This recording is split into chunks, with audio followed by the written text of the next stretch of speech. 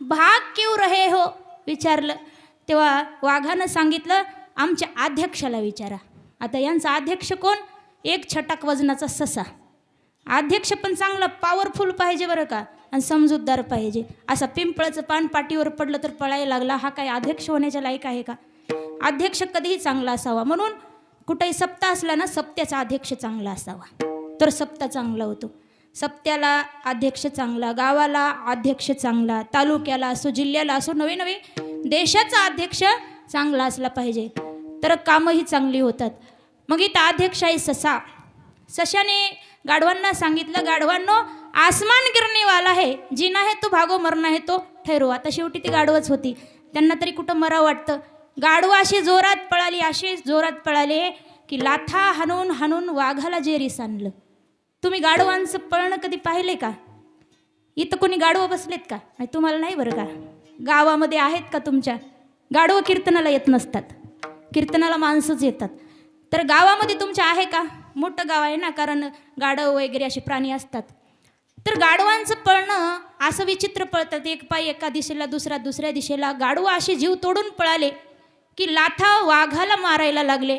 वाघ म्हणाला, एकदा आकाश खाली कोसळावं, मी मरून जावं, पण या गाढवाच्या लाथा खाऊन जगण्यात काही अर्थ नाही. खरंच ना, गाढवाच्या लाथा खाऊन जगण्यात काय अर्थ आहे? वाघ जेरीस आला गाढवाच्या लाथा खाऊन खाऊन. पण शेवटी जरा गाढवच हुशार निघाली बरं का. गाढवं एकदम जागेवर थांबली आणि वाघाला म्हणतात, महाराज महाराज आता कुठपर्यंत पळायचं हो? किती वेळ झालं पळतोय, कुठपर्यंत पळायचं? वाघ म्हणाला, वा तुम्हाला गाढव म्हणतात, पण बुद्धीचा प्रश्न तुमच्याच डोक्यात आला, बुद्धिमान आहात. मग वाघानं विचारलं लांडग्याला, कुठपर्यंत पळायचं? लांडगा म्हणतो, मला काय माहीत नाही, कोल्ह्याला विचारा. कोल्हा म्हणाला, सुरुवात सशानं केली, सशाला विचारा. आता सशाला विचारलं सगळ्यांनी, सशे भाऊ आता कुठवर पळायचं? सशानं काय उत्तर दिलं हो? जिथपर्यंत आकाश टेकत नाही ना तिथपर्यंत पळायचं. आता आकाश कुठं टेकलेलं पाहिलंय का कोणी? म्हणजे जीव गेला तरी आकाशाचा तुम्हाला अंत सापडणार नाही. तसं माणसं काय म्हणतात, लहानपणी म्हणतात, आता मी शिकून मोठा झालो, नोकरी लागली की मग जीवनात सुखच सुख आहे म्हणतात.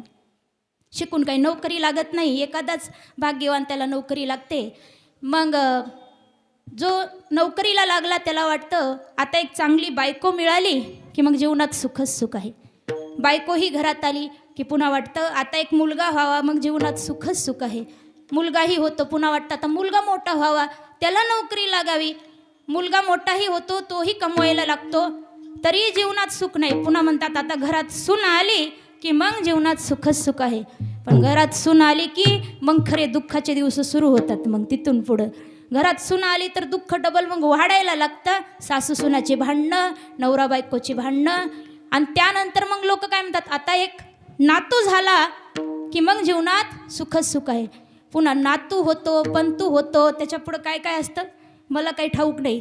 पण शेवटी मरून जातो संसारात, पण सुख मिळत नाही. मग अशा एका साधकानं विचारलं महाराजांना, महाराज जर संसारात सुख नाही तर मग आम्हाला सुखाचा सोपा उपाय सांगा. महाराज म्हणाले, सुख पाहिजे असेल तर देवाला आपलंसं करा. आपुला तो एक देव करून घ्यावा, तेने विना जीवा सुख नव्हे. देवाला आपलं करा म्हणून सांगितलं. त्याच्याशिवाय देव जवळ केल्याशिवाय जीवनात सुख नाही म्हणाले.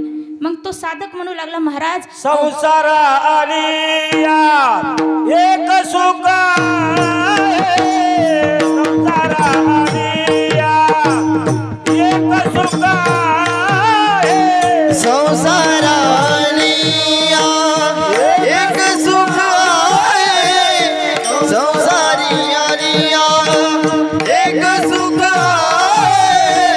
आठवावे पाये विठो माझे, आठवावे पाय विठो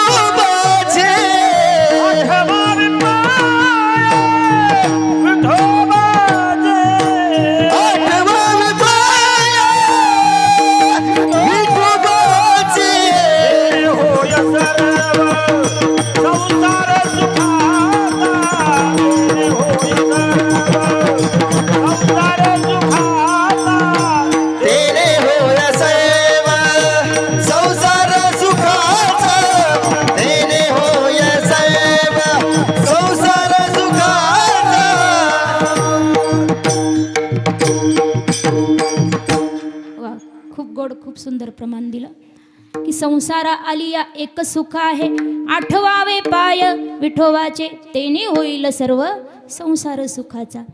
देव जवळ करा, देव आपलासा करा. मग साधक म्हणतो महाराज देवाला आपलं करणं काही सोपं आहे का हो? तपश्चर्या करावं लागते, मोठमोठे यज्ञ करावं लागतात. आमच्याकडे तर तपश्चर्या करायला तेवढा वेळ नाही, यज्ञ करायला आमच्याकडे तेवढे पैसे नाहीत. मग आमच्यासारख्या माणसानं काय करायचं महाराज? आम्हाला एवढे साधन होईल. विठ्ठल कीर्तना माझी सर्व, विठ्ठल कीर्तना माझी सर्व.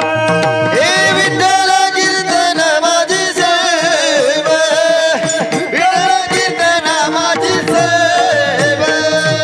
जप तप ध्यान न लागे धारणा, जप ध्यान जप तप ध्यान न लागे धारणा. जप ध्यान विठ्ठल कीर्तना माझी सर्व, विठ्ठल कीर्तना माझी सर्व. विठ्ठल कीर्तन माझी सेव, विठ्ठल कीर्तन माझी सेव. जप तप ध्यान करावे साधना न लगे साधना, न लगे साधना, विठ्ठल कीर्तना माझी सर्व. कीर्तना माझी सर्व. तर हे जे साधन आहेत ते फार कठीण आहेत. आताच्या कलियुगातल्या लोकांना हे साधन काहीच होणार नाही, कारण कुणाकडे वेळही नाही जास्त आणि धन खर्चण्यासाठी तेवढं धन सुद्धा नाही. तेव्हा मग तो साधक म्हणतो की महाराज आम्हाला असा एक सोपा उपाय सांगा जिथं आमचा वेळ सुद्धा जास्त वाया जाणार नाही आणि आम्हाला धन सुद्धा खर्चावं लागणार नाही. एकदम सोपा उपाय आहे का सुखाच्या देवाच्या प्राप्तीचा? तेव्हा महाराज अभंगाच्या पहिल्याच्या रामकृष्ण नाम